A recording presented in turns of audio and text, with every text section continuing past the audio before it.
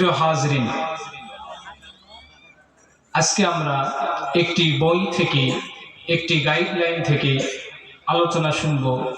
আপনারা সবাই জবান থেকে বলেন তো, আমরা যেই বই থেকে আলোচনা শ্রবণ করব সেই বইয়ের নাম কি? কোরআনুল কারীম। বলেন তো, এই কোরআনুল কারীমের মধ্যে কোনো সন্দেহ আছে নাকি? এই কোরআনের মধ্যে কোনো সন্দেহ নাই, কোনো সংশয় নাই। এই কোরআনকে বিনা সন্দেহে আল্লাহ তাআলা নাযিল করেছেন।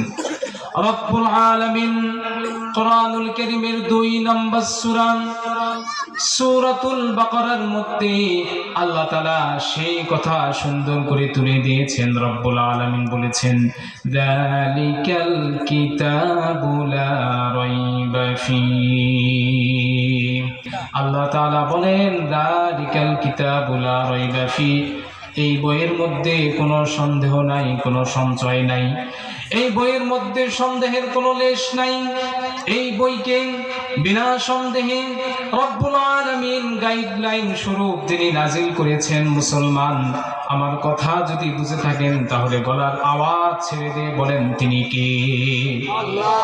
আল্লাহ তাআলা এই বইকে গাইডলাইন স্বরূপ রব্বুল আলামিন নাযিল করেছেন।